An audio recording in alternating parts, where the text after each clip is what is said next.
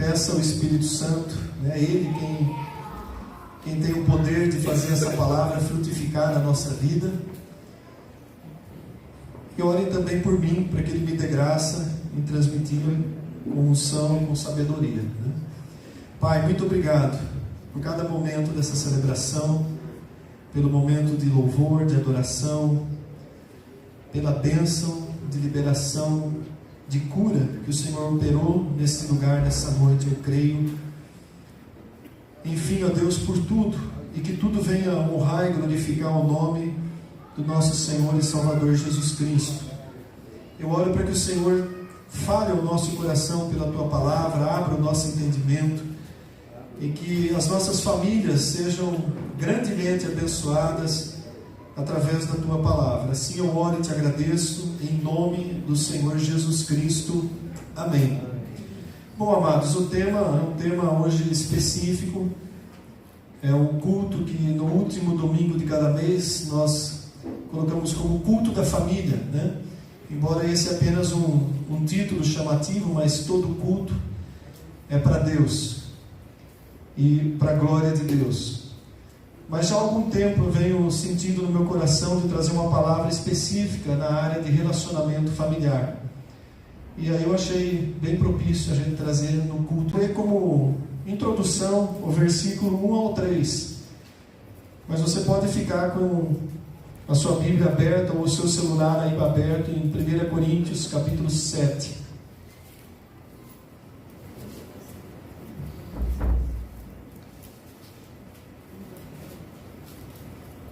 Diz assim a palavra do nosso Deus: quanto ao que me escreveste, é bom que o homem não toque em mulher, mas por causa da impureza cada um tenha a sua própria esposa e cada uma o seu próprio marido.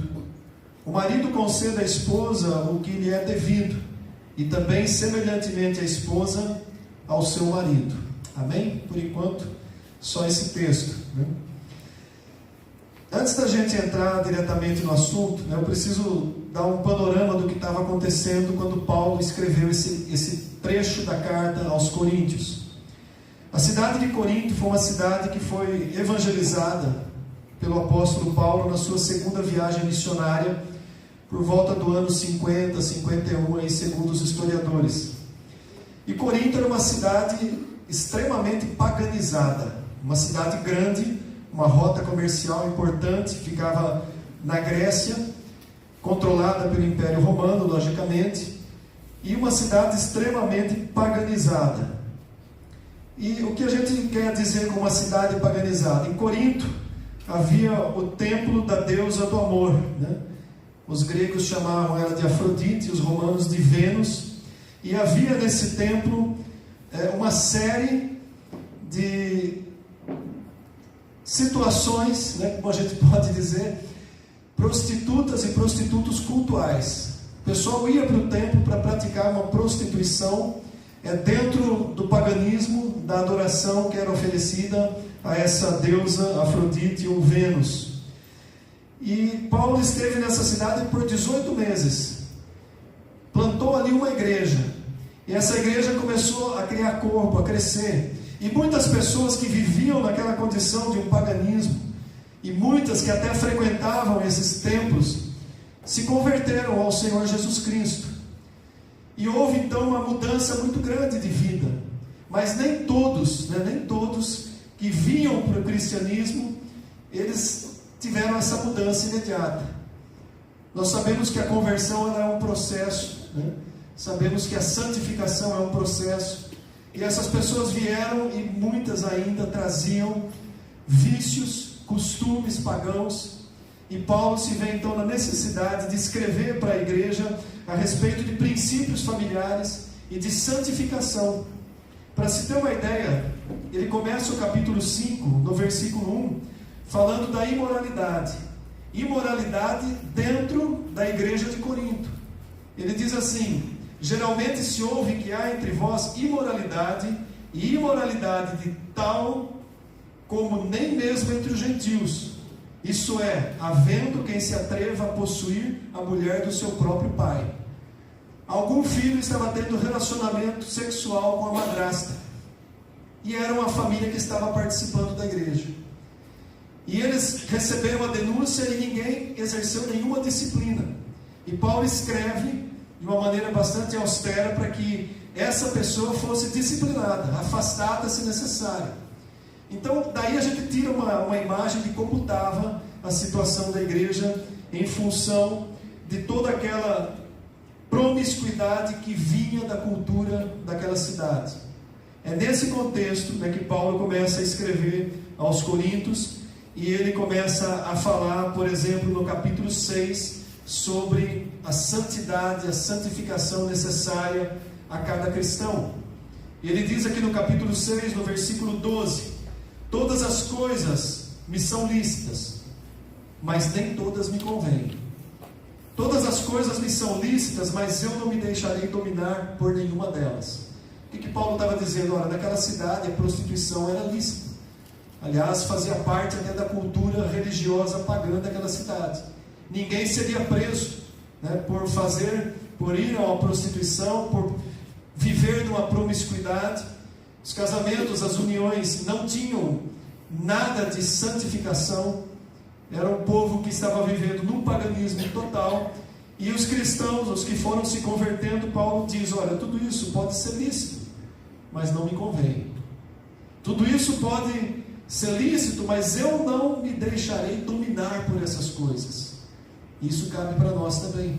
Há tantas coisas lícitas, né, no mundo aí fora, mas nós não podemos nos deixar ser dominados por elas. Há tantos tipos de vícios, há tantas situações viciantes. Eu não estou me referindo só ao uso de drogas entorpecentes, mas nós não devemos ser dominados por ela. Paulo estava exaltando a importância e a necessidade do domínio próprio. E como que nós adquirimos domínio próprio? Buscando ser cheios do Espírito Santo. É o tema que a gente tem ministrado em todas as manhãs de domingo. Domínio próprio é um dom que precede do Espírito Santo. É aquela capacidade que você passa a ter sobre a vontade da sua própria carne, da sua própria natureza, submetida ao Espírito de Deus. Então Paulo estava dizendo claramente que nós não podemos deixar ser dominados pela nossa carne, pela natureza carnal, pelas nossas vontades, ainda que sejam lícitas. Nós devemos ter controle, devemos ter domínio sobre as nossas atitudes, sobre as nossas decisões. E ele faz aí uma comparação, né? No versículo 13, no final ele diz: o corpo não é para a impureza, mas é para o Senhor, e o Senhor para o corpo. Aquelas pessoas agora serviam ao Senhor Jesus Cristo. Elas estavam fazendo parte de uma igreja onde o Senhor Jesus Cristo é o cabeça desse corpo e nós somos os membros. Então Paulo diz: nada mais justo do que agora o nosso corpo físico, que é membro, que faz parte dessa igreja que é o corpo de Cristo, seja então santificado. Que a gente deixe para trás toda a impureza do passado, todo o mau costume, todo o vício, para viver uma vida diferente. Isso Paulo estava ensinando para os coríntios, para aqueles que saíram do paganismo e se converteram a Cristo. Então ele diz, um pouco mais adiante: não sabeis que os vossos corpos são membros de Cristo? Já parou para pensar nisso? Cada um de nós, nosso corpo é membro do corpo de Cristo. E ele diz: e eu porventura tomaria os membros de Cristo e os farias membros de meretriz? Eu me prostituiria sendo membro de Cristo? Absolutamente não, né? É o que Paulo diz aí no final do versículo 15. Ele vai mais adiante um pouco, ele fala: ou vocês não sabem que o homem que se une a uma prostituta forma um só corpo com ela? Porque, como se diz, seremos dois uma só carne. Aqui já começa um princípio que o próprio Deus estabeleceu lá em Gênesis 2:24, quando ele diz: o homem deixará pai e mãe, se unirá à sua mulher, e os dois serão uma só carne. Essa frase ela é dita 5 vezes na palavra de Deus. Então veja como é importante, como que é ressaltada esse princípio, a importância desse princípio, de que quando um homem e uma mulher se unem, união de corpos, eles estão formando uma só carne. Se um homem se unisse a uma prostituta, ele estaria formando com ela uma só carne, ou se acontecesse o contrário também. E essa união não é apenas física, amados. Há uma união de alma. Há até, eu posso dizer aqui, uma cumplicidade de espíritos. Você imagine que uma pessoa que vive na prostituição, muito provavelmente ela é tomada por espíritos malignos.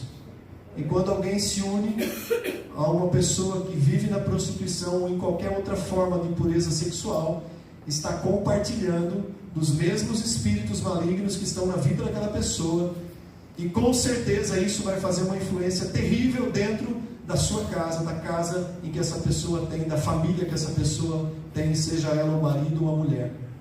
Então há uma situação espiritual bastante grave, em que muitas pessoas não creem que isso acontece, mas acontece certamente, com um compartilhar de espíritos que habitam o corpo de pessoas que estão tomadas por espíritos malignos.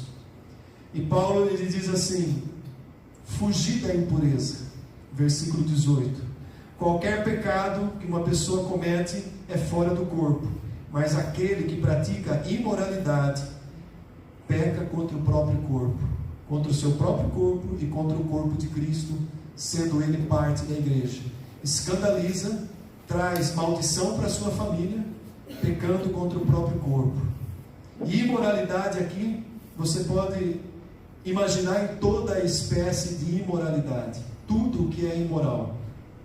A gente poderia fazer até uma lista, mas tudo que está relacionado à imoralidade é o que Paulo diz: fugir da imoralidade. Acaso não sabeis que o vosso corpo é santuário do Espírito Santo? Versículo 19. O que é ser santuário? Ser templo, ser habitação do Espírito Santo. Se eu tenho a consciência que após a minha conversão, após o meu novo nascimento em Cristo, eu passei a ser habitação do Espírito Santo, e que Ele está constantemente em mim, como que eu posso partir para fazer algo imoral, impuro aos olhos de Deus? Algo inaceitável, seja qual for o tipo de pecado, qual for o tipo de impureza, qual for o tipo de imoralidade, qual for o tipo de vício que eu faça contra o meu corpo. Então veja que a coisa é muito mais séria do que simplesmente a gente entende fazendo uma leitura superficial. Nós somos templos do Espírito Santo, habitação do Espírito Santo, e muitos cristãos perdem a consciência disso e vivem numa imoralidade, uma vida dupla, escondida, trazendo maldição para dentro da sua casa, da sua família. É quanto a isso que Paulo estava preparando para trazer agora para a igreja de Corinto princípios familiares, coisas que deveriam ser observadas e vividas pelas famílias daquela igreja. E se era importante para as famílias daquela igreja, e se Deus trouxe ao nosso conhecimento, preservando essa carta até os dias de hoje, certamente é importante para a nossa família, para a nossa convivência, para o nosso relacionamento familiar, seja entre marido e mulher ou entre pais e filhos. E aí então Paulo começa a detalhar, a partir do versículo 7, os princípios que regem um bom relacionamento entre marido e mulher. E ele começa dizendo assim, no versículo seguinte, a gente leu até o versículo 3.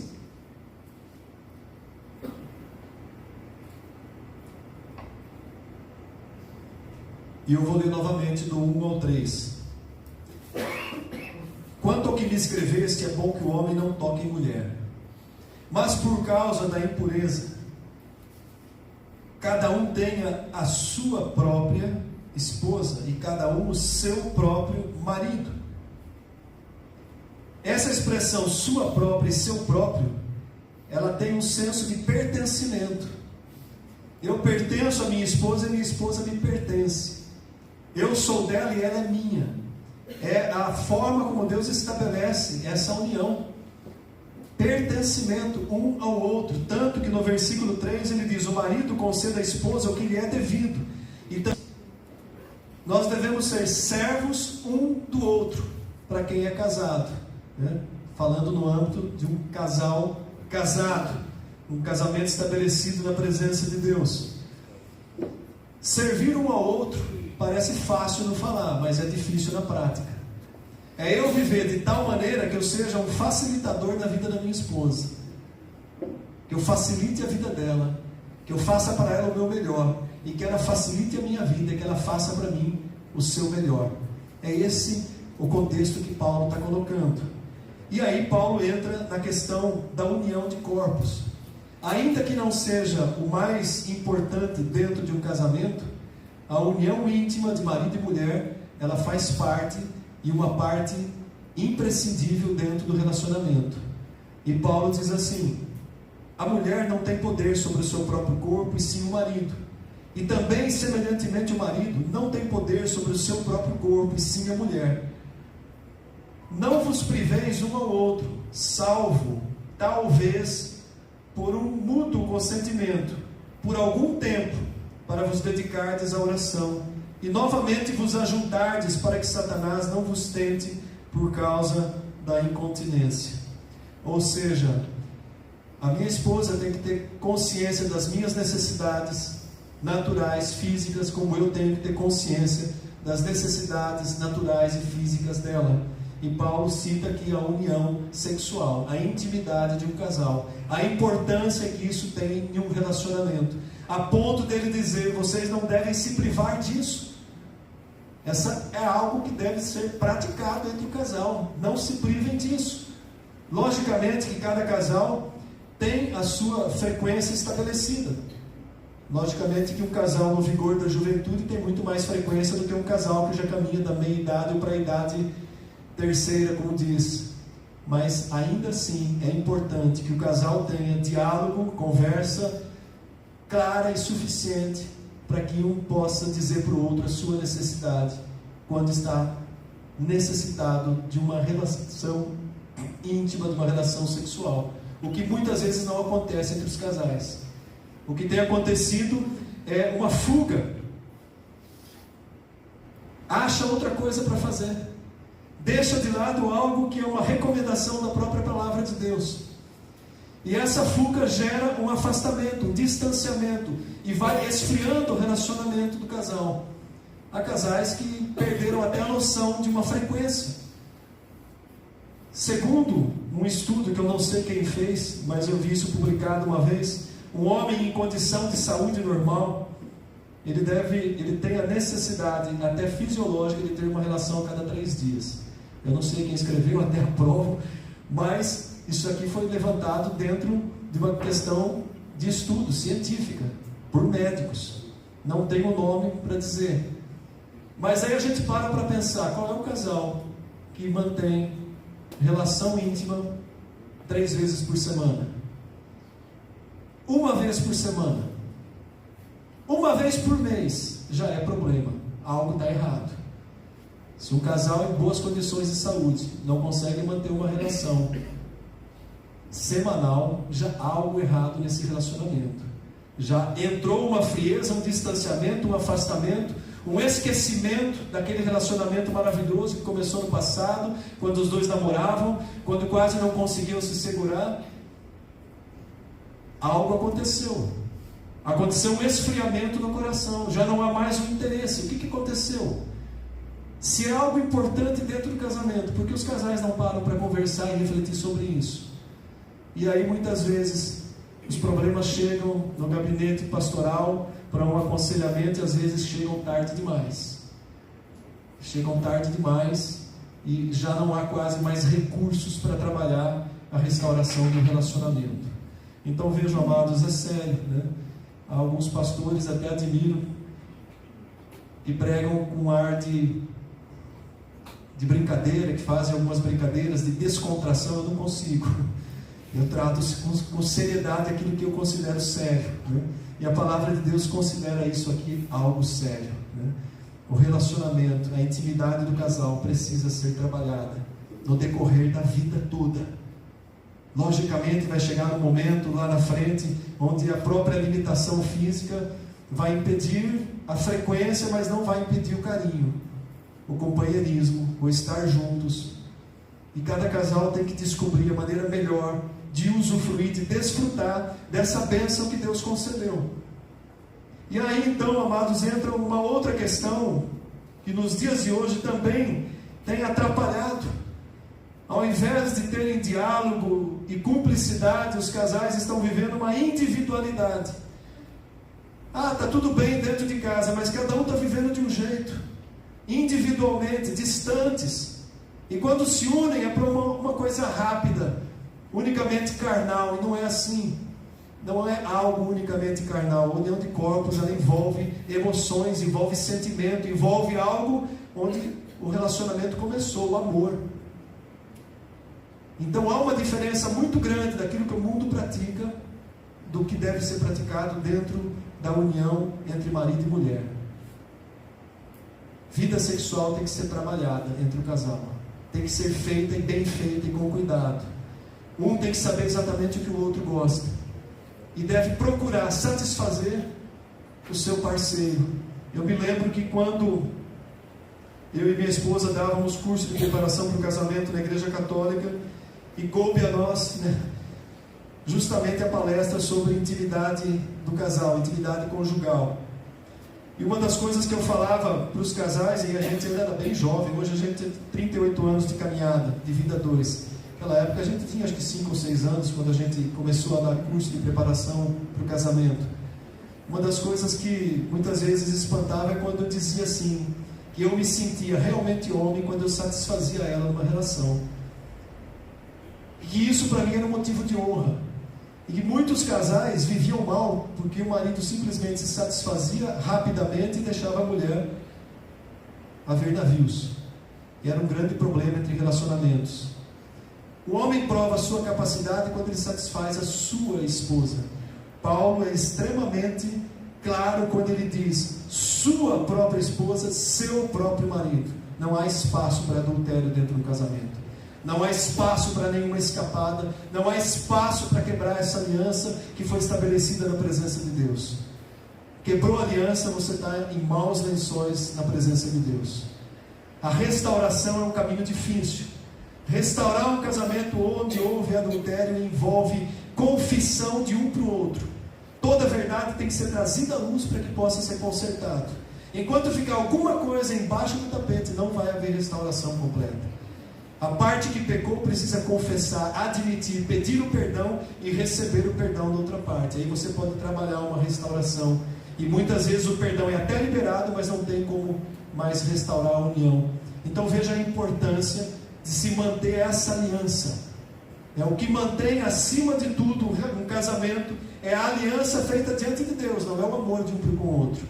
Meu primeiro compromisso quando eu me casei foi que eu fiz uma aliança diante de Deus, do Deus que eu tenho temor, e eu preciso honrar essa aliança enquanto for vivo.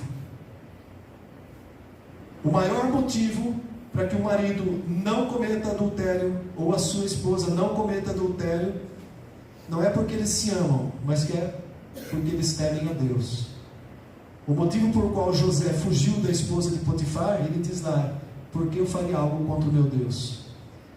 Logicamente, depois existe a questão do amor, do respeito, não só para com a esposa, mas para com os filhos que vieram desse casamento, o respeito para com a igreja onde você participa, onde você congrega, o respeito para com o bom nome de Cristo, com o testemunho que nós cristãos precisamos dar em relação ao casamento. Então esses são princípios que Paulo começou a inserir naquela igreja onde o povo, na sua maioria, tinha vindo do paganismo e achava normal o pecado. A gente vê na história bíblica, e nunca foi o propósito de Deus que um homem tivesse mais do que uma mulher. Mas isso foi quebrado desde o começo. Mas Deus permitiu que os reis tivessem várias mulheres. Salomão teve 1000, Davi teve várias, e Deus ainda os abençoou. Nunca foi o propósito de Deus. E vocês conhecem a consequência da história de Davi, de Salomão e de outros que tiveram mais de uma mulher. Todos tiveram problemas. Salomão, inclusive, foi salvo pela misericórdia de Deus, porque Deus disse para Davi que não retiraria a sua misericórdia do seu filho. Então vejam só, o único casamento que representa uma unidade segundo a vontade de Deus foi Isaac e Rebeca. Isaac só teve Rebeca como esposa. E a situação cultural era tão carnal, era tão coisa do homem, que o homem podia ter outras mulheres, mas a mulher não podia ter mais do que o marido. Davi poderia ter várias mulheres, só não poderia tomar uma que já fosse casada. Isso aí estava dentro da lei de homens, porque a lei de Deus era que cada um tivesse a sua mulher e ela tivesse o seu marido. 1 mais 1 igual a 1, uma só carne. Então todos eles quebraram princípios de Deus e sofreram consequências gravíssimas por causa do princípio quebrado. Davi, por exemplo, foi perdoado do adultério e do homicídio que ele cometeu. Arrependeu-se profundamente, mas a sua família nunca mais foi a mesma. A situação de calamidade que viveu a família de Davi depois daquilo certamente não valeu os momentos de prazer que ele teve cometendo adultério. Então todo pecado tem consequência. Pecado é perdoado, sim, mas ele tem a sua consequência. Então nós precisamos tratar esse assunto de uma maneira muito séria. Não vos priveis um ao outro, salvo se por algum motivo o casal tiver um propósito de oração. Olha, nosso filho está doente, está internado, vamos nos consagrar a Deus, vamos orar, fazer jejum uma semana e consagrar essa semana para Deus, algo assim, né? Que em mútuo acordo o casal determine um tempo. Nós não vamos ter intimidade nesse período, que nós vamos nos consagrar e orar pela saúde do nosso filho, ou até mesmo pelo nosso relacionamento para melhorar, porque a coisa está meio ruim, né? A gente está brigando muito, não estamos nos entendendo, salvo por um motivo desse.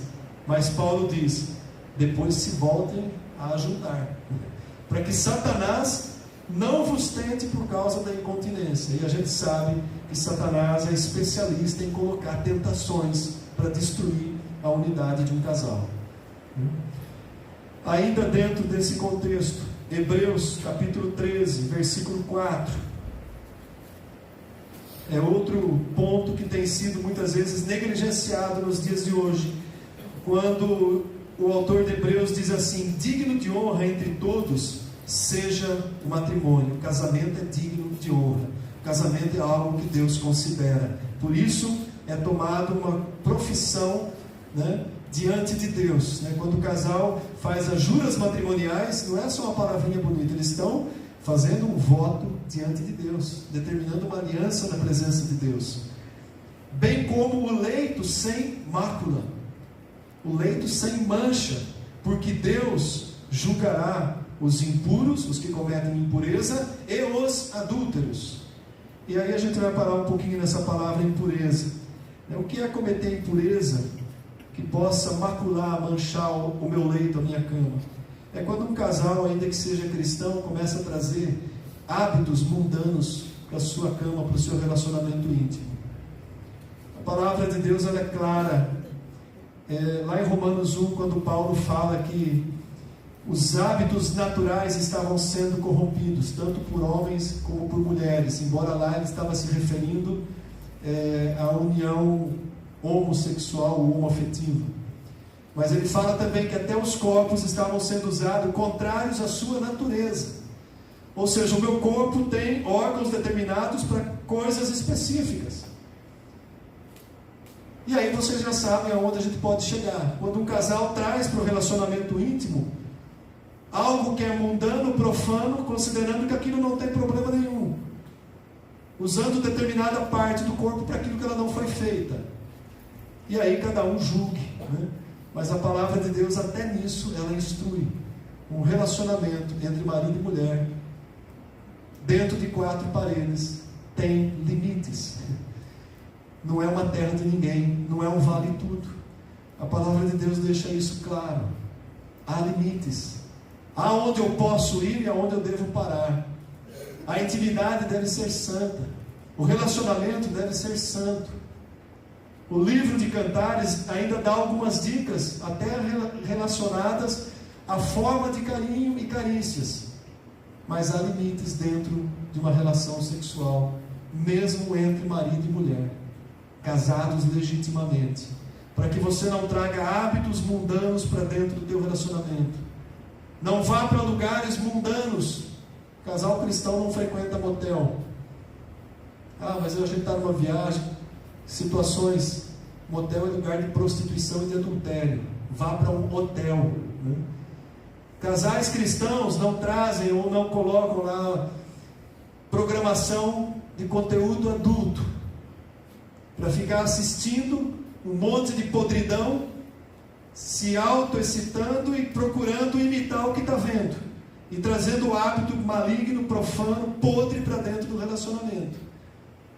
Então, amados, parece um absurdo a gente falar isso, mas se vê numa necessidade. Seria mais ideal que fosse numa conferência de casais, a gente falasse de uma forma diferente, mas está dentro da palavra de Deus e a gente não vai omitir, né? Talvez há muitos anos que eu não prego esse texto, essas palavras, porque a gente crê que está todo mundo vivendo dentro de um padrão, mas do jeito que o mundo está encantando a cabeça das pessoas e o padrão moral que Deus estabeleceu está sendo derrubado, se faz necessário que a gente, não é uma reciclagem, mas é uma rever novamente os princípios de Deus, né? Trazer novamente princípios que a gente conhece. A gente sabe o que pode, o que não pode, o que é certo, o que é errado. A gente só não pode deixar o errado fazer parte da nossa vida achando que está certo. E a consequência vem, talvez não venha agora, mas lá na frente, alguns anos, aquela brecha, aquela porta aberta, aquele pecado de impureza no relacionamento do casal, vai ser uma brecha para que Satanás destrua o casamento. Então, que a gente seja temente ao Senhor, que sejamos sábios em viver dentro do padrão que Deus estabeleceu. Paulo, ele diz assim, olha, eu quero que todos os homens sejam tais como eu sou, né? Versículo 7, 1 Coríntios 7. No entanto, cada um tem de Deus o seu próprio dom, um na verdade de um modo, outro de outro. E aos solteiros e viúvos, digo-lhes que seria bom que se permanecessem no estado em que eu também vivo. Paulo não se casou, Paulo se manteve solteiro por um propósito ministerial, propósito de servir a Deus, não quis estabelecer um casamento e nem por isso viveu na impureza sexual. Simplesmente se conteve ou reprimiu. E ele diz também, caso porém não se dominem, então que se casem.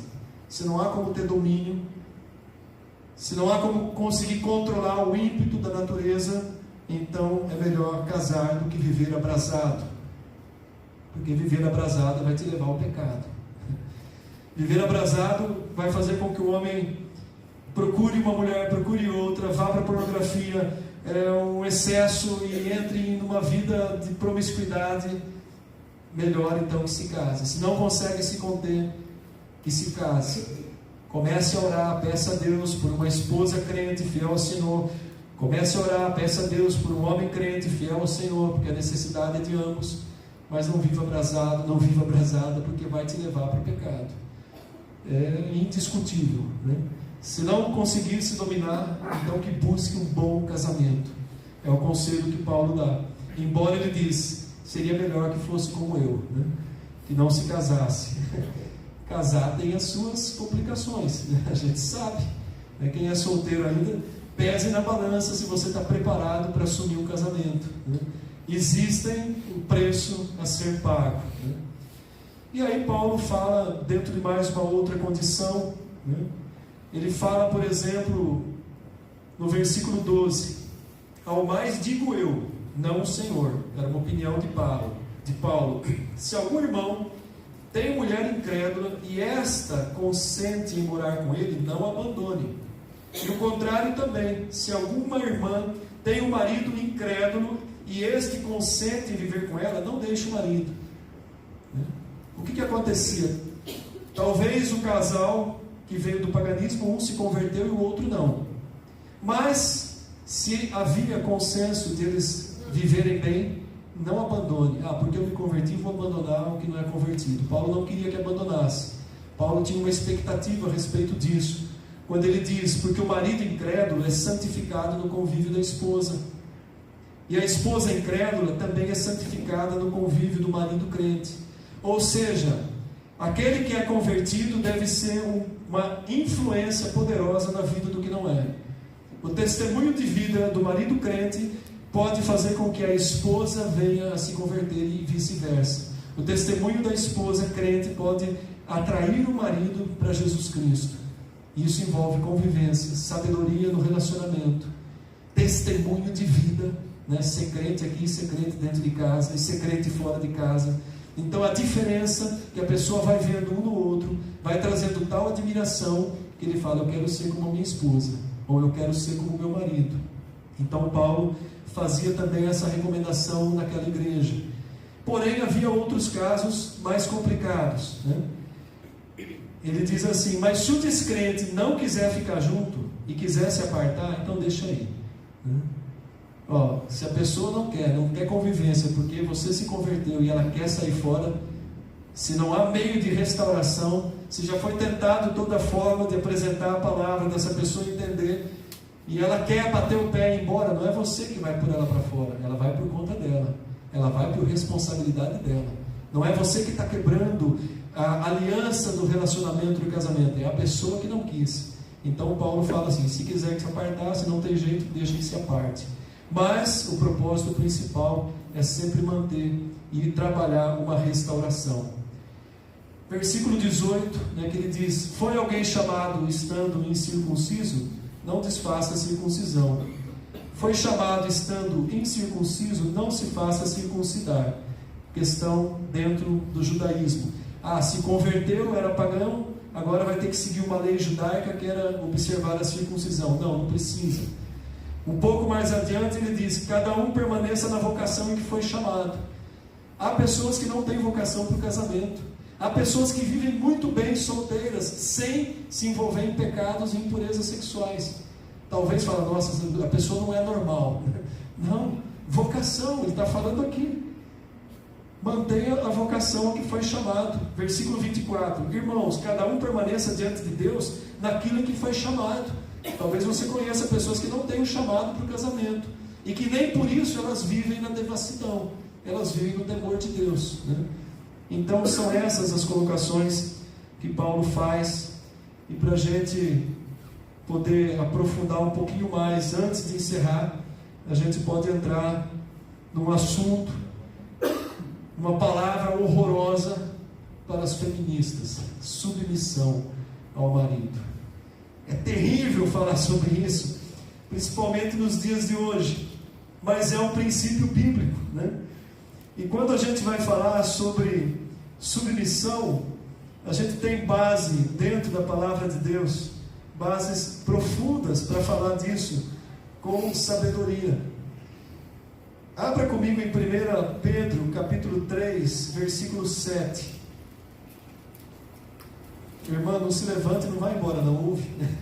A gente já está terminando. Você vai ver que bênção é você ser submissa ao marido cristão, temente a Deus, que te ame como Cristo amou a igreja. Mas 1 Pedro, capítulo 3, versículo 7,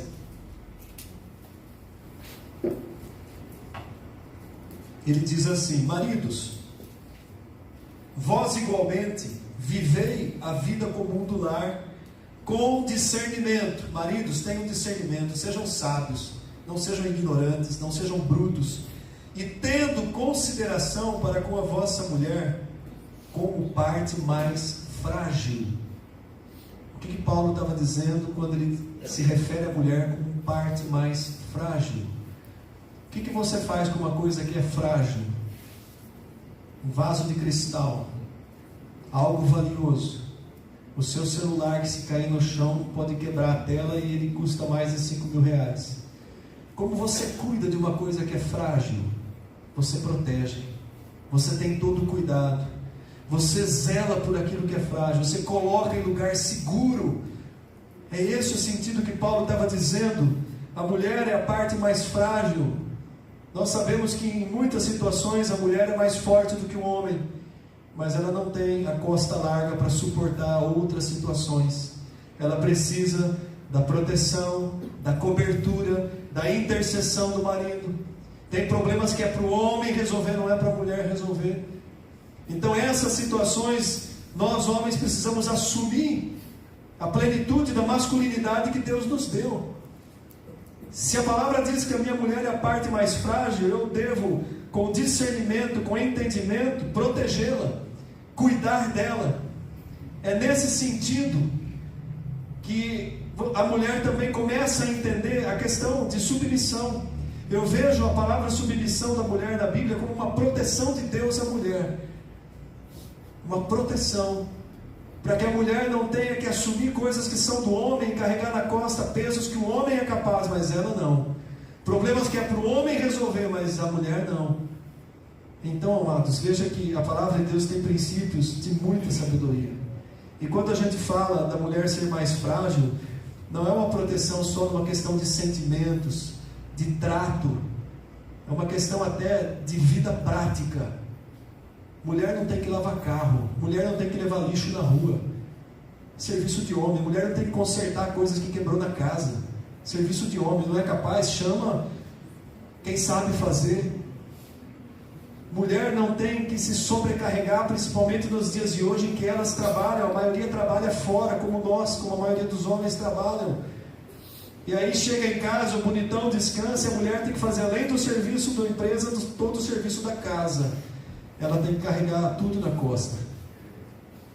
Então, pensa bem como está o seu casamento, o seu relacionamento, né? É sério isso. Estou vendo alguns casais, estou vendo uns cutucões aí por lado. Mas é sério, gente. Eu e minha esposa, desde quando nós casamos, os dois sempre trabalhamos fora e a gente dividia tudo. Eu não sabia fritar um ovo, eu tive que aprender a cozinhar. Eu tenho prazer, eu gosto de fazer serviço de casa, né? Gosto mesmo, a Gisele está de prova. Ela faz a faxina em casa a cada 15 dias. Quando ela não pode, sou eu que faço. Minha esposa não tem mais condição, já operou o ombro 2 vezes. Eu vou jogar para ela fazer a faxina de casa e fica bem feita, hein? Diga-se de passagem. Mas, deixando de lado aí a descontração, a mulher é a parte mais frágil, o homem tem que cuidar, tem que proteger, tem que compreender a condição, tem que zelar. E quando a mulher tem um marido, que é esse cuidador, esse protetor, esse facilitador, ela não vai ter dificuldade em se submeter à liderança do marido dentro do lar, porque essa liderança foi estabelecida por Deus. A gente conhece os textos, a gente poderia prolongar, citar vários textos bíblicos aqui. Quando a gente pega, por exemplo, Efésios capítulo 5, do 22 para frente, Paulo coloca o princípio. Mas Paulo era solteiro e machista. Não sei se ele era machista, se atribuiu isso para ele, mas ainda que ele fosse solteiro, ele recebeu inspiração de Deus para escrever isso. Ele não escreveu da própria cabeça dele. Mulheres, sejam submissas ao seu próprio marido, como ao Senhor, porque o marido é o cabeça da mulher, como também Cristo é o cabeça da igreja. Olha a comparação que ele faz. Sendo este mesmo o Salvador do corpo. Como, porém, a igreja está sujeita a Cristo, assim também as mulheres sejam em tudo submissas ao seu marido. Quando o marido é teimoso e não ouve a opinião da mulher e toma uma decisão errada por conta, a responsabilidade é dele, não é da mulher. A mulher é auxiliadora, é a que vai dar o conselho, e normalmente o conselho da mulher normalmente está certo. A gente é teimoso, às vezes quer fazer do nosso jeito, e dá errado.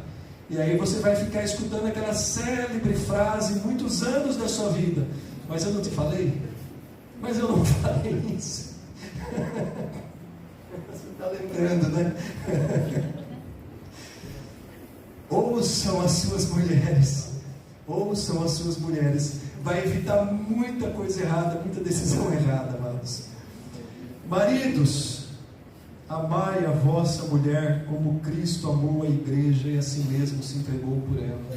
Nós sabemos que Cristo amou a igreja de uma forma sacrificial. E se a gente amar a nossa esposa assim, não vai ter nenhum problema de relacionamento, dela se submeter à sua liderança dentro do lar, mesmo ainda sabendo que quando você fizer errado a responsabilidade é sua, porque ela te falou, ela te avisou antes. Entende o princípio da submissão? Agora, abençoadas irmãs casadas, não queira tomar o lugar do marido, vai dar problema. Não queira fazer o que é para o homem fazer. Respeite o lugar do marido dentro do que é para ele fazer, porque o homem tem algo que é complicado, nós somos acomodados, e quando a mulher começa a fazer a nossa parte, a gente deixa de lado. Está fazendo, vai sobrar mais tempo para eu ficar na TV, para assistir um joguinho. Deixa ela fazer, deixa ela se virar. Ela quer ser a dona, deixa que seja a dona. Você vai quebrar seu casamento. Ou você vai ser submisso à sua mulher o resto da vida. E os seus filhos vão crescer vendo isso. Qual vai ser a visão que ele vai ter do pai, do homem? Qual vai ser a visão que ele vai ter da mãe, da mulher? Seja uma criança, um menino ou uma menina. Ele vai ter uma visão de uma estrutura de um lar errado. Eu costumo dizer, né? Eu me lembro que durante boa parte da minha vida, antes da nossa conversão, eu vivia síndrome do morcego. Porque eu trabalhava numa firma e fazia turno. Aliás, trabalhei um bom tempo naquela empresa, fazendo turno cansativo, lá no dia, uns horários difíceis. Eu achava que a minha obrigação era só trazer provisão dentro de casa. Só que a minha esposa também trabalhava fora. E minha esposa veio de um lar onde a mãe precisou ser o homem da casa. Meu sogro, durante muito tempo da vida dele, infelizmente, teve problema de alcoolismo. E as mulheres daquela casa, diga-se minha esposa e minhas cunhadas, todas eram dominantes. E o que aconteceu com o marido que trabalhava fora e deixava tudo na mão da mulher? A mulher ficou dominante, mandava. Mandava ou não mandava? Mandava. E eu estava bem na faixa, para mim estava tudo certo, até que a gente se converteu. E aí eu tive que aprender que eu tinha que assumir a posição de homem da casa, de sacerdote de um lar. Aliás, a igreja presbiteriana foi uma bênção na nossa vida, do apoio que a gente teve de casais daquela igreja que davam instruções nessa área. E ela tinha que aprender a ser submissa. Imagina uma mulher que foi criada dentro de um lar para ser líder, agora tinha que se submeter ao marido. E o marido, que era um morcego, né, vivia de cabeça para baixo, achando que estava tudo certo, agora tinha que assumir o lar. Foi uma crise que durou uns 2 anos, mas valeu a pena.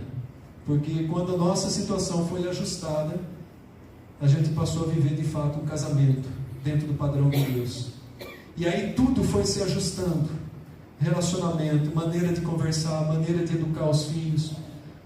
Nunca mais eu discuti com ela quando ela chamava a atenção de um filho, e às vezes chamava na varinha, na frente da mãe. Não, eu concordo com ela. A mãe está certa, o pai está certo. Nunca mais discutimos na frente dos filhos.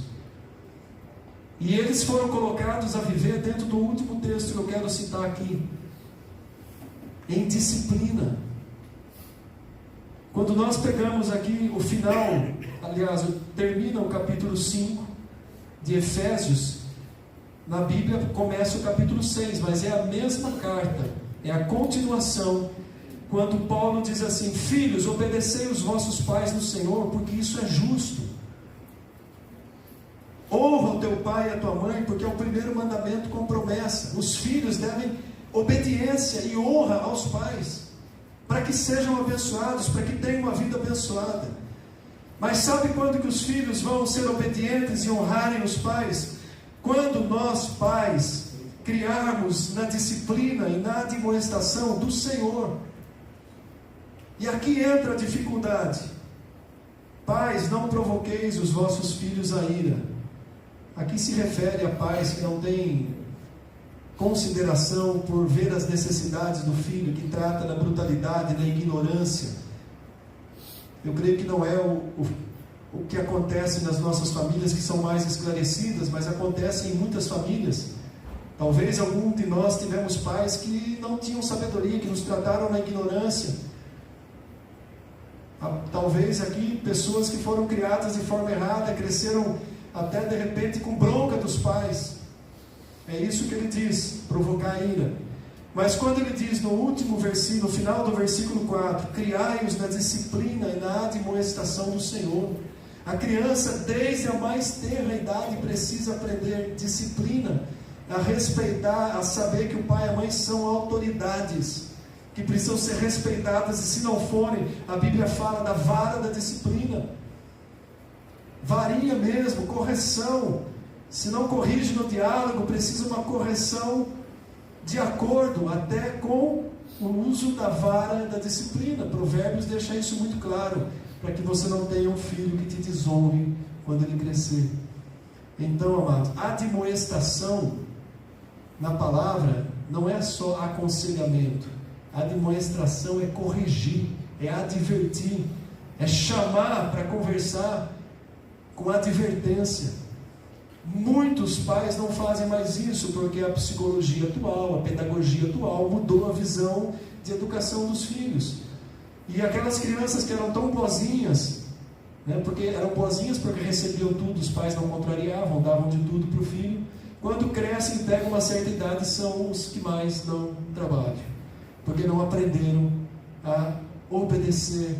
E agora eles querem coisas que não podem, e eles vão confrontar, porque a vida inteira eles receberam tudo. Mas agora eles recebem um não, porque não podem, não aceitam, e se rebelam. É comum isso. Em qualquer família passa por isso. Nós tivemos momentos de muita dificuldade quando os nossos filhos eram adolescentes, saindo da pré-adolescência, adolescência. Foi só pela graça de Deus. E porque a gente aplicou princípios da palavra, que muitas vezes doíam no nosso coração, mas a gente aplicava, não deixava barato, né? E mais a minha esposa do que eu, né? Até que eu tivesse aprendido também a ter essa posição.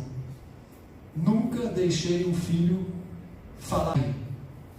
Uma vez eu corrigi o meu filho, que já tinha acho que 16 para 17 anos. Ele ousou gritar com a mãe. E eu falei: você não fale assim com a minha mulher. Mas eu não falei nesse tom calmo, né? Eu falei ameaçando, com a mão fechada: você não ouse falar assim com a minha mulher. E caiu a ficha. Eu falei: nossa, minha mãe é mulher do meu pai está defendendo ela como homem. Abaixou a orelha e aprendeu uma lição preciosa. Ele mesmo já deu esse testemunho. Então, amados, veja só, né? São esses que vão se tornar bons maridos, que vão respeitar suas mulheres, porque aprenderam a respeitar a mãe, aprenderam a respeitar os pais. Criai-os na disciplina e na admoestação do Senhor. E nunca é tarde para a disciplina e para a admoestação do Senhor. Eu costumo dizer: eu não posso mais tomar decisões pelos meus filhos que são adultos, mas em forma alguma eu vou concordar com algo que eles estejam fazendo que está errado. Eu posso dizer: eu te amo, mas não concordo com isso. Você está errado, você vai sofrer a consequência do seu erro.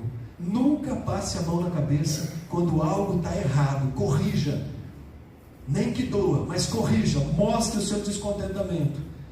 Porque até uma certa idade a gente pega pela mão e leva onde a gente quer, mas chega numa idade adulta que eles vão andar por conta própria. E é maravilhoso quando eles são adultos e vêm pedir conselho para a gente. O que o senhor acha, pai? O que a senhora acha, mãe? O que eu devo fazer nessa situação? A gente se sente valorizado e a gente tem o melhor conselho que eles podem ouvir. Não devemos concordar de forma alguma quando eles estão errados. É mandamento bíblico. Então, amados, aqui a gente pincelou hoje, né? A gente fez uma pequena palestra sobre relacionamento familiar. Eu sei, conheço quase todas as famílias que são membros da nossa igreja, e o testemunho sempre é muito bom, mas a gente reaver os princípios é importante, e não podemos deixar de lado. Os princípios precisamos praticar. Se por acaso a gente deixou algum de lado, vamos voltar a praticar, vamos colocar em prática, porque nós fomos chamados para sermos famílias benditas no Senhor. Amém? Vamos nos colocar em pé.